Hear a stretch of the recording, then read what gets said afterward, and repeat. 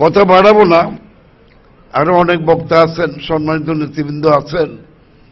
তো আজকে মাননীয় প্রধানমন্ত্রী আমাদেরকে ওই সভা থেকে নিয়ে আসছেন। আমরা এখানে মালিক সমিতির নেতারা আছেন, আমাদের ঢাকা সড়কের নেতা আছে, বাংলাদেশ সড়কের নেতা আছে, বাস ট্রাক ওনার অ্যাসোসিয়েশনের নেতা আছে, চেয়ারম্যান আছে। আমরা সড়ক পরিবহন আমার সেক্রেটারি হিসাবে আসছিল শ্রমিক দলের কেন্দ্রীয় কমিটির যুগ্ম সমন্বয়ক হুমায়ুন কবির খান, উনি বাংলাদেশ সড়ক পরিবহন শ্রমিক ফেডারেশনেরও সাধারণ সম্পাদক। তো আমরা একসাথে কাজ করি, আমরা নিজেরাও একটা আন্দোলনে আছি। আমাদের অলরেডি আপনারা পত্রপত্রিকা দেখছেন, টেলিভিশনে দেখেছেন, আমরা 8 দফা এবং ইতিপূর্বে আপনাদের 12 দফার আরেকটা দাবি, আমাদের জন্য কিছু কালা কানুন বিগত সরকার করিয়ে গেছে, যেটা সড়ক দুর্ঘটনায় আমরা জামিনযোগ্য না। আমাদেরকে আগে জামিন দিত, এখন আমাদেরকে জামিন দেয় না, আমাদেরকে অনেক জেলের যাতা করলে ফেলে দিচ্ছে। এই ব্যাপারে আমাদের একটা কর্মসূচি চলতেছে। আমি এই ব্যাপারে আপনাদেরও সমর্থন আমরা চাই আর কি। তো আমি আর কথা বাড়াবো না, আপনারা সচেতন থাকবেন, আমরা আপনাদের সহযোগী হিসেবে কাজ করব, এই আশাবাদ ব্যক্ত করে সকলের সুস্বাস্থ্য মঙ্গল কামনা করে আমার সংক্ষিপ্ত বক্তব্য শেষ করছি। আসসালামু আলাইকুম।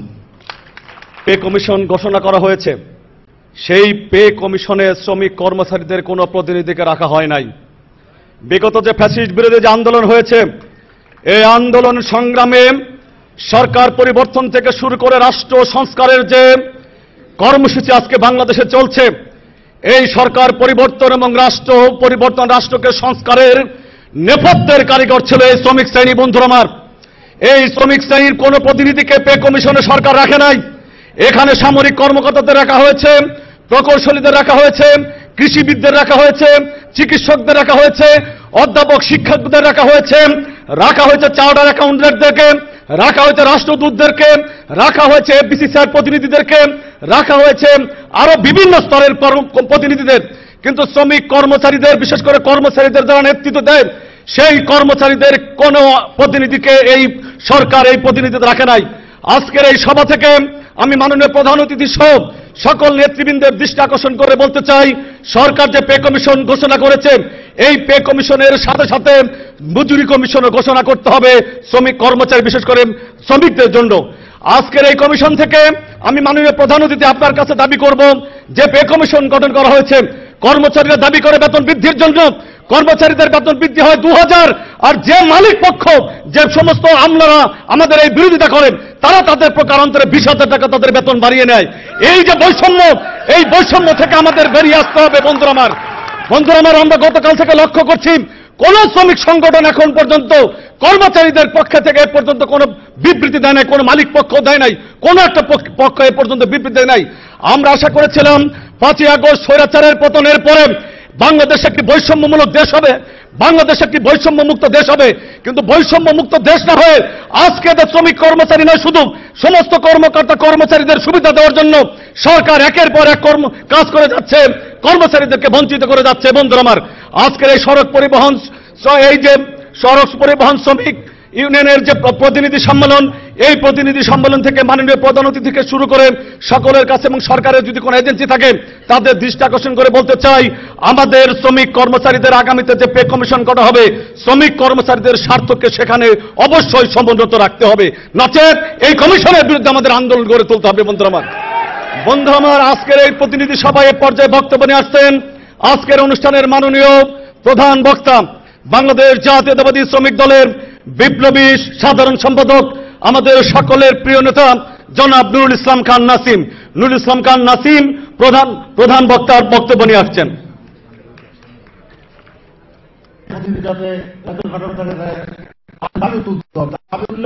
আমরা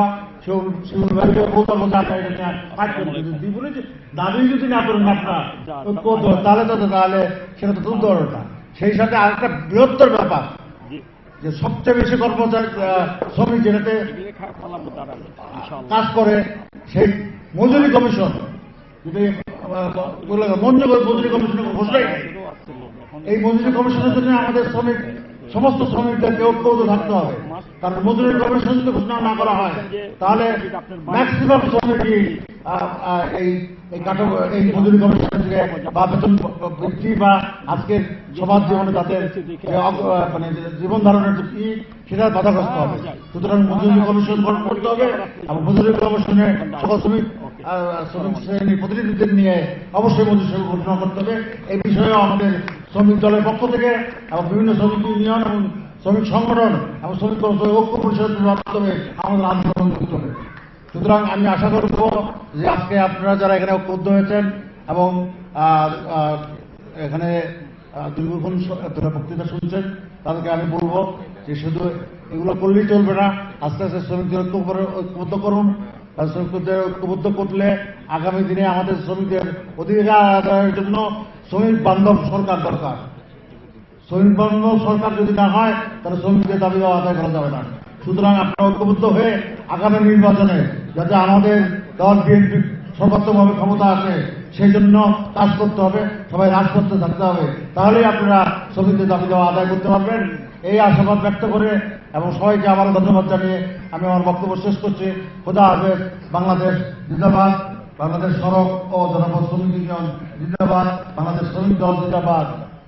সচল রাখে সেই শ্রমিকদের মজুরি কমিশন না দিয়ে যদি পে কমিশন দেওয়া হয় তাহলে শ্রমিকদেরকে সরাসরি অবজ্ঞা করা হয় এবং এই অবজ্ঞার কারণে শ্রমিকরা তাদের যে উৎপাদন প্রক্রিয়া সেই উৎপাদন প্রক্রিয়াতে মনোযোগ হারিয়ে ফেলবে। তো আমাদের জোর দাবি থাকবে অনতি বিলম্বে শ্রমিকদের মজুরি কমিশন ঘোষণা করতে হবে। বন্ধুরা আমার, আজকে আমরা বিভিন্ন জায়গায় বিভিন্ন অফিস দপ্তরে দেখি যে বিগত যে ফেসিস্ট যে হাসিনা, এই ফেসিস্টের জন্য যে তার যে প্রক্রিয়া, সে ফেসিস্ট কর্মকাণ্ড পরিচালনা করার জন্য যারা একসময় কাজ করেছে তারা কিন্তু এখনো তাদের আগের সাবেক জায়গায় তারা বসে আছে। তো আমাদের জোর দাবি থাকবে যে যারা ফেসিস্টের সহযোগী ছিল তাদেরকে তাদের যে অবস্থান সেখান থেকে অন্যত্র বদলি করে দেশে একটা মানে ফেয়ার একটা পজিশন সৃষ্টি করতে হবে। তো বন্ধুরা আমার, আজকে আমরা হয়তো 17 বছরের যে আন্দোলন সেই আন্দোলন হয়তো আমাদের শেষ হয়নি। আমাদের তো মূল লক্ষ্য হলো যে ফেয়ার ইলেকশন, নিরপেক্ষ ইলেকশন হবে এবং সেই ইলেকশনে আমরা পছন্দের যে আমাদের প্রার্থী বিএনপির প্রার্থীদেরকে আমরা ভোট দিয়ে দেশে নির্বাচিত করব। কিন্তু এটা যখন হবে, যখন নির্বাচিত না হবে, আমাদেরকে সেই লক্ষ্যে আবারও হয়তো আন্দোলনে আবার ঝাঁপিয়ে পড়তে হবে আমাদেরকে, এবং সেই আন্দোলন করার জন্য আমরা প্রস্তুত আছি।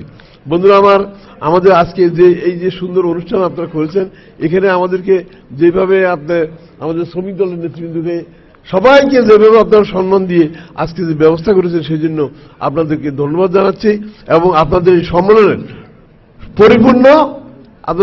পরিপূর্ণভাবে এটা আপনাদের সফল হন এই কামনা করে সবাইকে ধন্যবাদ দিয়ে এমন বক্তব্য শেষ করছি। খোদা হাফেজ। বাংলাদেশ জিন্দাবাদ, বাংলাদেশ জাতীয়তাবাদী।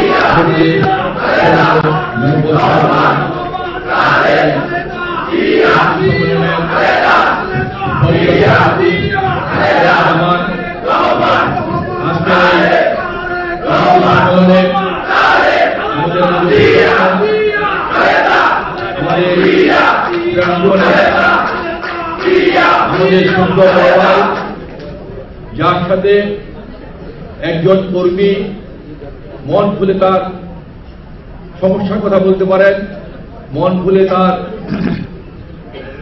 দাবি কথা বলতে পারেন, মন খুলে তার দুঃখের কথা বলতে পারেন, আমাদের সেই 14 নেতা বিএনপির চেয়ারপারসন দেশনেত্রী বেগম খালেদা জিয়ার বিশেষ সহকারী এবং জাতীয়তাবাদী শ্রমিক দলের প্রধান সমন্বয়ক আমার শ্রদ্ধাভাজন বড় ভাই, আমার শ্রদ্ধাভাজন নেতা অ্যাডভোকেট শামসুর রহমান শিমুল বিশ্বাস, আমাদের মাঝে আছেন জাতীয়তাবাদী শ্রমিক দলের সভাপতি আনোয়ার ভাই, সাধারণ সম্পাদক নাসির ভাই, আমাদের মাঝে উপস্থিত আছেন সড়ক পরিবহন বাংলাদেশ সড়ক পরিবহনের সভাপতি শামসুজ্জামান দুদু ভাই, ঢাকা সড়ক পরিবহনের সভাপতি সাধারণ সম্পাদক সাইফুল ভাই এবং বাজান ভাই সহ শ্রমিক দল কেন্দ্রীয় কমিটির বিভিন্ন পর্যায়ের নেতৃবৃন্দ, ঢাকা মহানগরীর উত্তরের আমার 2 সহযোদ্ধা ছোট ভাই রাজা এবং কামরুল সহ উপস্থিত এই শ্রমিক বাংলাদেশ সড়ক জনপদের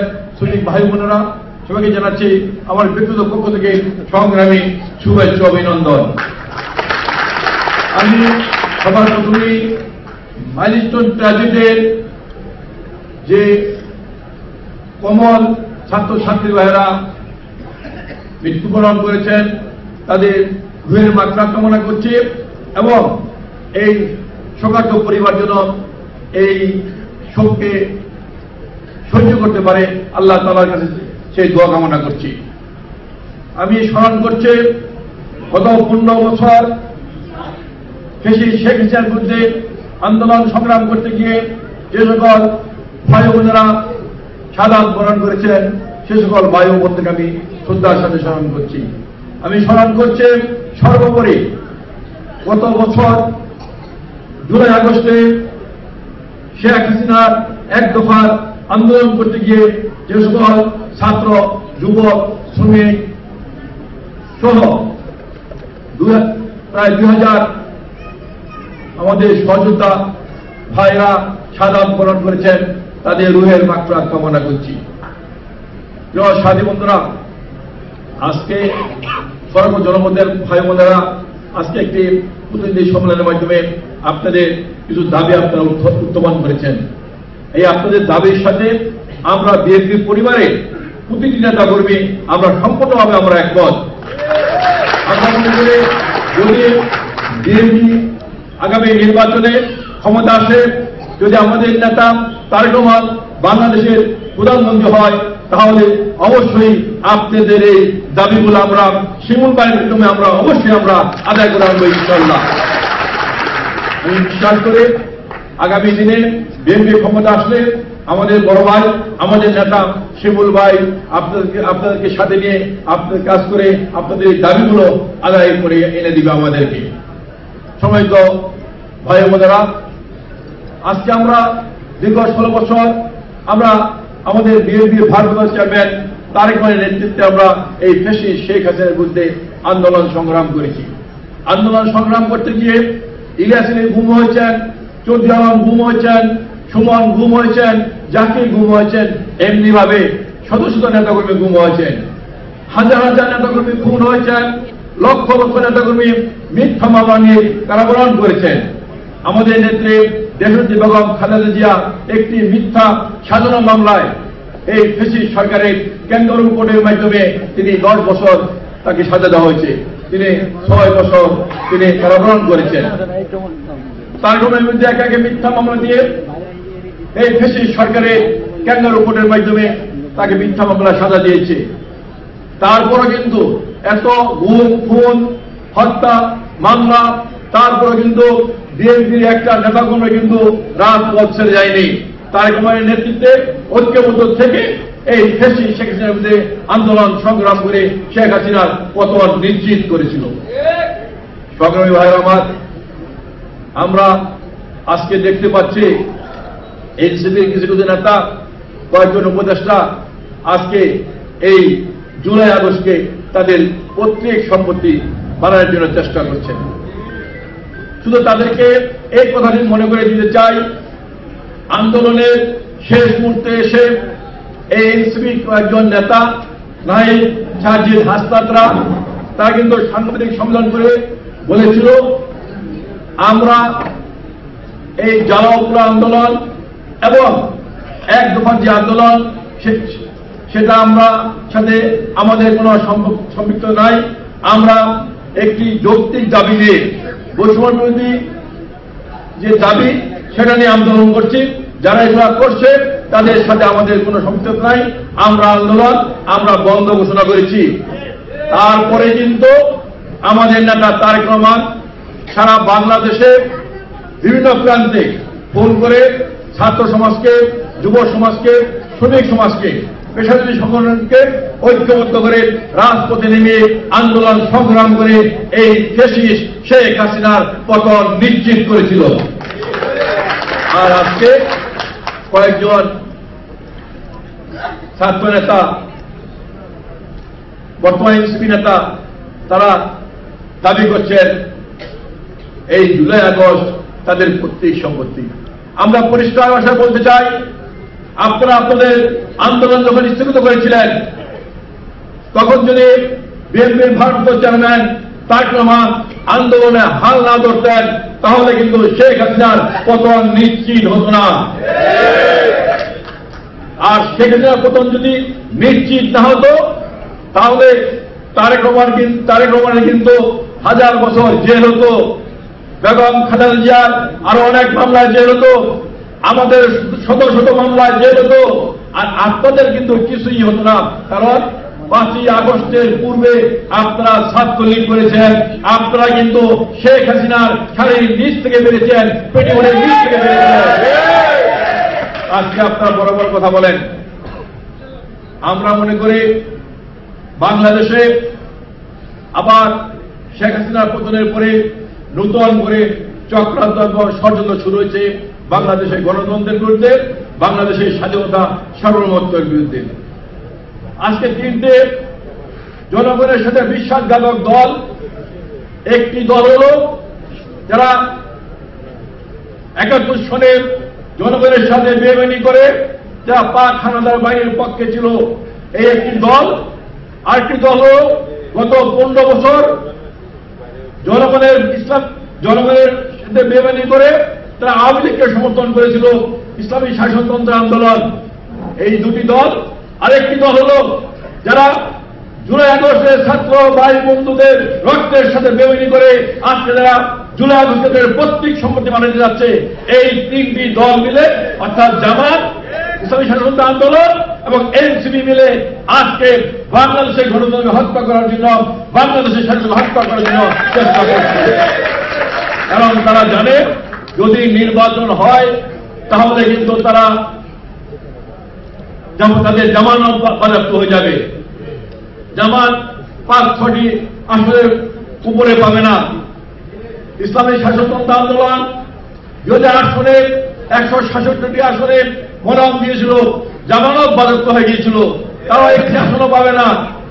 আর এনসিপি মুরব্বীরা বলেন, এনসিপি যদি নেতারা যদি মেম্বার ইলেকশন করেন, মেম্বার ইলেকশনও তাদের জামানত বাজেয়াপ্ত হয়ে যাবে। এই কারণে কিন্তু এই 3টি দল আজকে নির্বাচন চাচ্ছেন না। তারা আজকে বলছেন পিআর পদ্ধতিতে নির্বাচন চান। আরে ভাই, আজকে আমরা দেখতে পাচ্ছি কিছুদিন আগে আমাদের ছাত্রছাত্রী ভাই বোনদের পরীক্ষার রেজাল্ট হয়েছিল, তারাও বলেছেন আমরা পিআর পদ্ধতিতে ফলাফল চাই। আমরা 5 ছাত্রদের ফেল দিতে যাই করি, পিআর পদ্ধতিতে আমরা আমাদের ফলাফল চাই। এটা কি সম্ভব? এক মুরব্বী বলেছেন আমি ভোট পিআর পদ্ধতিতে আমি ভোট দিব ট্রাম্পকে আর এমপি হবেন হিরো আলম। এটা কি সম্ভব? অর্থাৎ নির্বাচনকে বানচাল করার জন্য তারা এই প্রক্রিয়া করছে, সব কথা বলছে। আমরা বলতে চাই, আমরা দীর্ঘ 16 বছর তারেক রহমানের নেতৃত্বে বাংলাদেশের মানুষ ঐক্যবদ্ধভাবে আন্দোলন সংগ্রাম করে এই ফ্যাসিস্ট হাসিনার পতন ঘটিয়েছে মানুষের ভোটের অধিকার আদায় করার জন্য। গত 16 বছর জাতীয় সংসদ নির্বাচন, স্থানীয় নির্বাচন, কোন নির্বাচনে কিন্তু বাংলাদেশের মানুষ ভোট দিতে পারেনি। দিনের ভোট রাতে দিয়ে সম্পন্ন করেছে। আজকে আমরা ভোট দিতে চাই। আর এই 3টি দল তারা এমপি হতে পারবে না বলে সেই ভোটকে বানচাল করতে চায়। আমরা পরিষ্কার ভাষা বলতে চাই, কেউ যদি বাংলাদেশের নির্বাচনকে ভোটের অধিকারকে বানচাল করতে চায়, কেউ যদি বাংলাদেশের গণতন্ত্রকে, বাংলাদেশের স্বাধীনতা সর্বোচ্চ নস্যাৎ করতে চায়, আমরা তারেক রহমানের নেতৃত্বে ঐক্যবদ্ধভাবে যেমনি শেখ হাসিনাকে আমরা বিতাড়িত করেছি, তেমনি হবে এই নূতন চক্রান্তকারীদের, নূতন ফ্যাসিস্ট যারা হতে যাচ্ছে তাদেরকে আমরা বাংলাদেশের মাটিতে তারেক রহমানের নেতৃত্বে ঐক্যবদ্ধভাবে বিদায় করব। সেই ব্যাপারে সবাইকে ঐক্যবদ্ধ থাকতে হবে এবং শুধু ঐক্যবদ্ধ নয়, আজকে সবাইকে কাজ করতে হবে। আজকে দেখুন, আজকে কোথায় কোথায় জামাতের নেতারা, এনসিপি নেতারা, ইসলামী শাসনতন্ত্র নেতারা বলে বিএনপি চাঁদাবাজি করছে। আরে আমরা ফেসবুক খুলে দেখতে পাচ্ছি জামাতের নেতারা আজকে ব্যাংক ডাকাতি করে নিয়ে গেছে 5ই আগস্ট করে। জামাতের নেতারা ইন্স্যুরেন্স কোম্পানি ডাকাতি করে নিয়ে গেছে। জামাতের নেতারা আজকে হেলিকপ্টার করে বসুন্ধরার মালিক শাহবাগের দেখা করেছে। শাহবাগ একজন লোক বাংলাদেশের গরিব মানুষের জমি দখল করেছে, তার কাছে আপনি কেন গেলেন? কত হাজার কোটি আপনার চাঁদা দিয়েছেন, সেই কৈফিয়ত কি দিয়েছেন আপনি? আজকে বড় বড় চাঁদাবাজ, আজকে বিএনপি নেতা কর্মীদের চাঁদাবাজ। আজকে বলতে চাই, এই বড় বড় নেতা চাঁদাবাজ জামাত, এনসিপি এবং ইসলামী শাসনতন্ত্র আন্দোলন, এই আজকে ইসলামী শাসনতন্ত্র আন্দোলনের যে পীর চরমনাই, তার এলাকার মানুষ বলে তিনি জোর করে জমি দখল করেন, তিনি জোর করে মানুষের গাছ বাঁশ সব কেটে ফেলেন। এটা কি আপনারা কি করছেন? আপনারা হলেন বড় চাঁদাবাজ নয়, আপনারা হলেন বাংলাদেশের বড় টাকা। এই সাথী বন্ধুরা, তাই আজকে বলতে চাই, আমরা আমাদের নেতা তারেক রহমানের নেতৃত্বে বাংলাদেশের ছাত্র সমাজ, যুব সমাজ, শ্রমিক সমাজ, পেশাজীবী সংগঠন সবাই ঐক্যবদ্ধভাবে আন্দোলন সংগ্রাম করে যেমনি আমরা শেখ হাসিনাকে আমরা বিরোধী করেছি, তেমনি হবে মানুষের অধিকার আদায়ের জন্য দরকার হলে আরেকবার আন্দোলন করে নূতন চক্রকারীদেরকে বিদায় করব, সেই প্রত্যয় ব্যক্ত করে সবাইকে সংগ্রামী অভিনন্দন এবং ঐক্যবদ্ধ থাকার আহ্বান জানিয়ে আমি আমার বক্তব্য শেষ করছি। খুদা হাফেজ। বাংলাদেশ জিন্দাবাদ, বাংলাদেশ জাতীয়তাবাদী জিন্দাবাদ, জাতীয় শ্রমিক দল জিন্দাবাদ। আসসালামু আলাইকুম। বিশেষ সহকারে আন্দোলনের বাংলাদেশ জাতীয়তাবাদী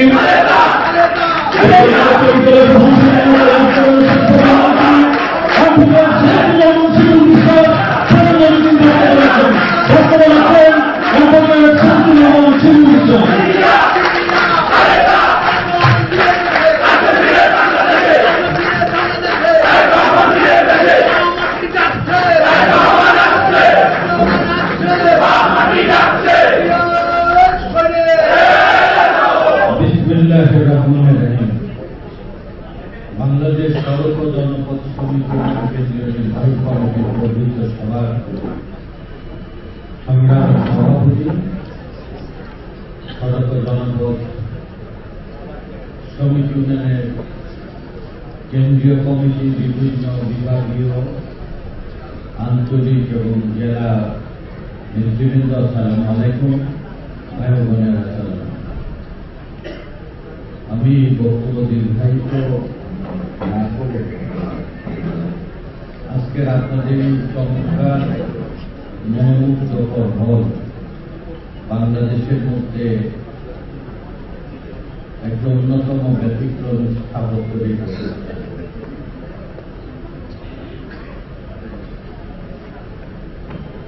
যোগাযোগ মন্ত্রণালয়ের একটা বিশেষ মিটিংয়ে উপস্থিত ছিলেন বাংলাদেশের প্রভাবশালী সামাজিক সংগঠনের প্রতিনিধিত্বকারী ব্যক্তিত্ব, যাদের নাম শুনলে আপনারা তাদের গাড়িতে প্রায় সবাই করেছেন। শ্যামলী পরিবহন, আমির পরিবহন, সোহাগ পরিবহন, বিলাস পরিবহন, ঢাকা যানবাহন সমিতি, তাদেরই গুরুত্বপূর্ণ নেতাদের নিয়ে একটা মিটিং বাংলাদেশের 70 লক্ষ সড়ক পরিবহন সমিতির প্রতিনিধিত্বকারী সংগঠন বাংলাদেশ সড়ক পরিবহন সমিতি। তাদেরকে আমি স্বপ্নজিতভাবে জবাব করলাম, চলেন আপনারা তো ক্ষমতা এবং বড় ইন্ডাস্ট্রিয়ালিস্ট, আজকে চলেন একটা আমাদের শ্রমিক কর্মচারীদের সবাই আপনারা উপস্থিত থাকেন। আমার এই আমন্ত্রণের সবাই সাড়া দিয়ে আপনাদের কাছে উপস্থিত হয়েছে। আমি আপনাদের পক্ষ থেকে তাদেরকে অভিবাদন এবং ধন্যবাদ জানাচ্ছি।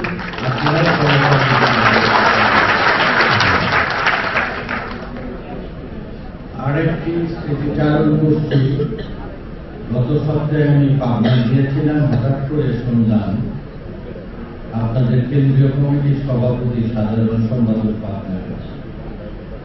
আমি দুপুরের খাওয়া শেষ করে স্থানীয় একজন নেতা বললেন যে সড়ক ও জনপথ বিভাগে একটা মিটিং আসতে। আমি নেমে যে দেখলাম আপনাদের কেন্দ্রীয় কমিটির সভাপতি সাধারণ, আমি কিছুটা হলেও লজ্জিত হলাম যে আমি কেন্দ্রীয় কমিটির নেতারা পাবনায় আসছে, আমার বাসা একটু স্বল্পের দূরত্বে আপনাদের পাবনা অফিস। খুবই ভালো হতো, তারাও সম্মানিত বোধ করতেন যদি আমরা একসাথে খাওয়াটা করতে। ভবিষ্যতে আপনাদের কেন্দ্রীয় কমিটির নেতারা বা আপনারা যদি কখনো পাবেন যান আমাকে জানাবেন, আমার কাছে আপনাদের আমন্ত্রণ থাকবে, আপনাদের এই সম্মান। আজই হতে প্রায় 25 বছর আগে আমি একটি সরকারি অধিদপ্তরের দায়িত্ব পালন করেছি। এই মন্ত্রণালয়ের অধীন বাংলাদেশ রোড ট্রান্সপোর্ট অথরিটির চেয়ারম্যান হিসাবে সরকার আমাকে নিয়েছে। আমি সড়ক পরিবহনের যে প্রভাবশালী মালিক শ্রমিক যারা এই বাংলাদেশকেই মাঝে সাথে জিম্মি করে ফেলে, সেটা সামরিক সরকার, নির্বাচিত সরকার আর ফ্যাসিবাদী যে সরকারই হোক, যখন বন্দর আর সড়ক অচল হয় তখন তাকে কিছুটা হলেও সমীহ করে সমঝোতা করে। বাংলাদেশের এই পরিবহন সেক্টরের উপরে এমন কোন শক্তি নেই।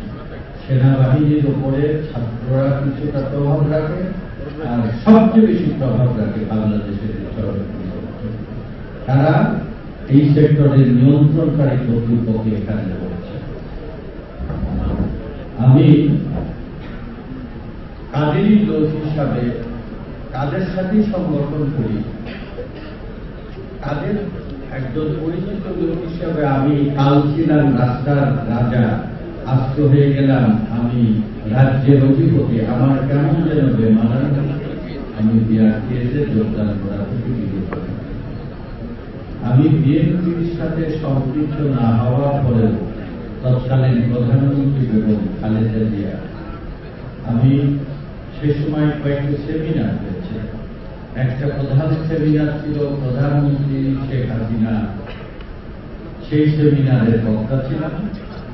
দ্বিতীয় সেশনে ছিলেন বেগম খালেদা জিয়া প্রধানমন্ত্রী। আমার বাংলাদেশের সড়ক পরিবহন ব্যবস্থাপনার উপরে আমার একটা চিন্তা ছিলেন, একটা ডকুমেন্টেশন ছিল। বাংলাদেশের অর্থনীতির পুনর্জাগরণের জন্য, বাংলাদেশের যোগাযোগ ব্যবস্থার আগে পরিবর্তনের জন্য, দেশের সংস্কৃতি, কৃষ্টি, সাহিত্যের পরিবর্তনের জন্য, বাংলাদেশের বন্দর থেকে শুরু করে হাট বাজার, বাংলাদেশের জীবন ব্যবস্থা কি করে এক গণত শোষিত শ্রমিক শ্রেণীর অধিকারের কথা বলতাম। লড়াইয়ের মাঠের এই সহকর্মী হঠাৎ করে বললেন যে বেগম খালেদা জিয়া আপনাকে দেখা করতে। তো ঘটনাক্রমে ঘটনার পরম্পরায় আমি উনি বললেন রাজনীতিতে সম্পৃক্ত হওয়ার সেদিনই একমত না হলে বললেন আপনি যে বাংলাদেশের রোড ট্রান্সপোর্ট সম্পর্কে যে আপনার চিন্তা করেন, আমি শূন্য, আপনার তো লেফটিস্ট, আপনার তো ক্ষমতায় যাবেন, আপনারা শুধু বিদ্রোহ করেন, বিপ্লব করেন আর আন্দোলন শেখান। আপনি যে আন্দোলন, বিদ্রোহ আর বিপ্লব করতে চান সেগুলোই আমি বাস্তবায়নের জন্য আপনার দায়িত্ব দিতে। অবস্থা আমি বিআরটিএসে যোগদান করা থেকে বিরত থাকি। প্রধানমন্ত্রী আবারও ডাকলেন, বললেন যে আপনাকে আমি ভবিষ্যতে যদি দেশ চালাতে চান, ভবিষ্যতে যদি দেশের এই ভাগ্যবন্ত গরিব মানুষের জন্য যেটা কল্পনা করেন, যে কথাগুলো তুলে ধরলেন, তার জন্য বুনিয়াদী প্রশিক্ষণের জন্য রাষ্ট্রের কিছু দায়িত্ব পালন আমাকে ট্রান্সফার করে দেবেন শিপিং মিনিস্ট্রিতে, কমিউনিকেশন মিনিস্ট্রি থেকে আমি নৌ পরিবহনে জয়েন করলাম। 1 বছরের চুক্তিতে 5 বছর চাকরি করেছি। কর্পোরেশনে যোগদান করার পরে আমার ছোট 25 থেকে 30 বছর কাজ করা লোক, প্রায় 450 অধিক, যারা অ্যাডহক ভিত্তিতে দৈনিক কাজে লাগছে।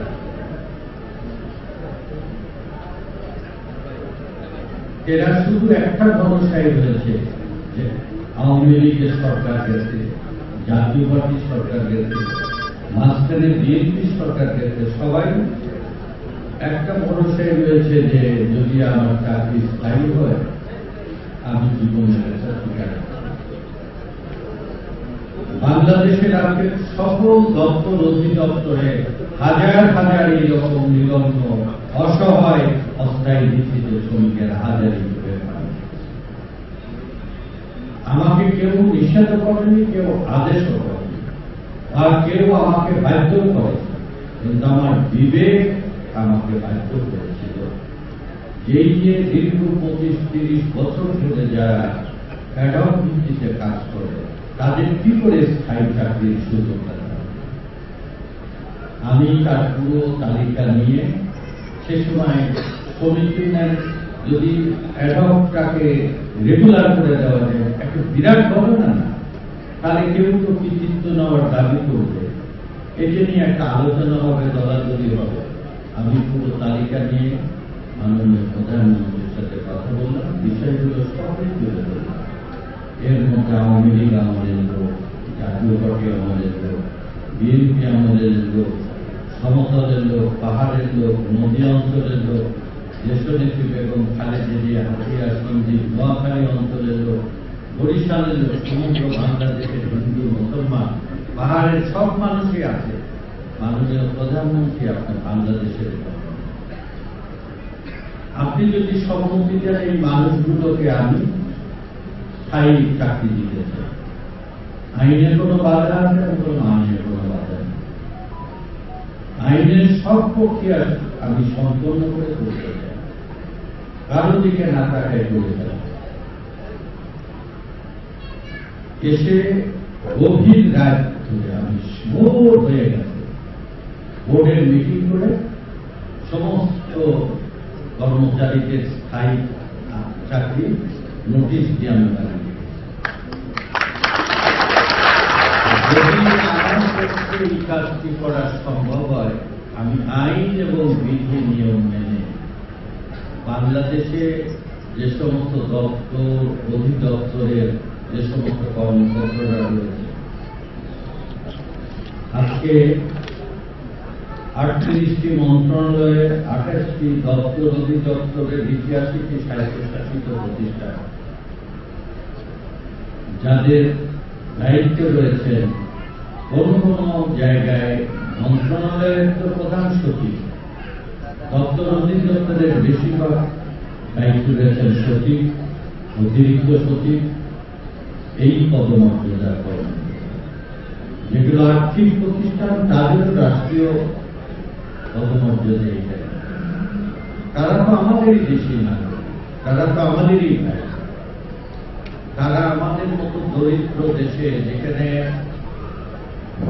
3.5 কোটি মানুষ দারিদ্র বেকার, প্রতিটি ঘরে ঘরে বেকারত্ব রয়েছে, যে আমলারা, যে অফিসারেরা আজকে তার ক্ষমতা কর্তৃত্বটাকে সীমিত করে কলমবন্দি করে রেখেছে, এই কলম তুললে তার গরিব ছেলেরাও গরিব আত্মীয়রা চাকরি,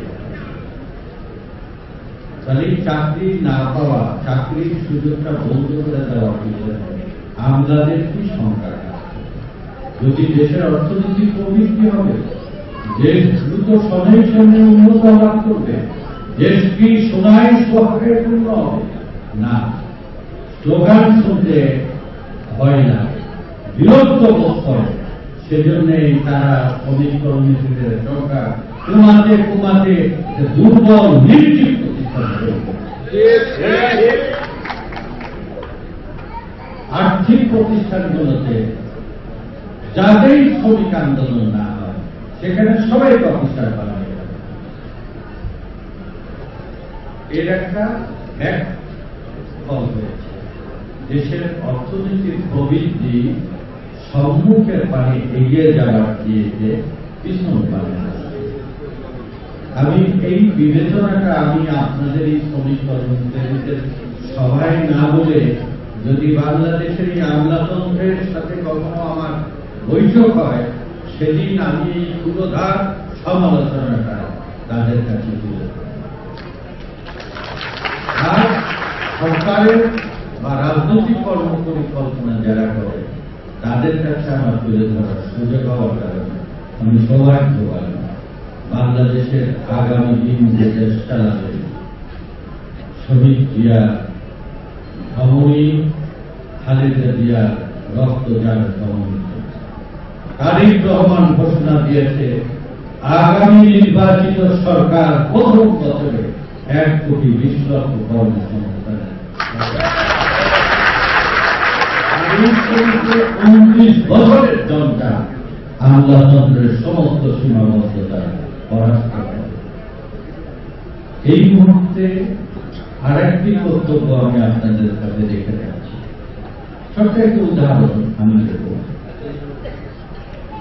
5 তারিখের আগে আপনারা কেমন ছিলেন এবং 5 তারিখের পর আপনারা কেমন হলেন, এই পরিবর্তন যদি খুবই অসহনীয় হয়, দৃষ্টিকটু হয়, তাহলে কিন্তু এর ফল ভালো হবে। আমি এই বিবেচনার জন্য অনুরোধ করব যে যদি আপনার পরিবর্তনটা মানুষের কাছে গ্রহণযোগ্য হয়, আপনার আচরণে, চলায়, বলায়, কথা বলায়, তাহলে আপনি তার স্থায়িত্ব পাবেন। আপনাদের এই সড়ক জনপথ বিভাগের চিফ ইঞ্জিনিয়ার, প্রধান ব্যক্তি, ওনার সাথে আমার একাধিকবার দেখা হয় যোগাযোগ মন্ত্রণালয়ে বিভিন্ন দপ্তর। আমার কাছে যথেষ্ট তার পদমর্যাদার চাইতে বিনয়ী এবং ভদ্রলোক, মাথা নিচু করে। ওনার স্ত্রী একজন রাষ্ট্রদূত এবং উনি ক্যাডেট কলেজের ছাত্র ছিলেন। শুনেছি বাংলাদেশের সেনাবাহিনীর খুব উচ্চতর পদমর্যাদা, জেনারেল সহ বড় বড় পদমর্যাদা উনি হন, কিন্তু ওনার আচার আচরণের মধ্যে আমূল করা করে কি করেন, এত সময় লাগে, এত বিনয়ের সাথে হেসে উত্তর দেয় যে দ্বিতীয়বার শক্ত করে কথা বলে। আমি চিফ ইঞ্জিনিয়ার সাহেবকে আজকের এই সভা থেকে অনুরোধ করি, আপনার এই সন্তানেরা যেন সুখে থাকে, আপনাদের এই সন্তানের যতটুকু দাবি আপনার উদার হাতে কলমে যেন লিখে দেন। আগামী সরকার গঠিত হওয়ার পরে বাংলাদেশের প্রতিটি দপ্তর অধিদপ্তরে জনবল পরিপূর্ণভাবে আমরা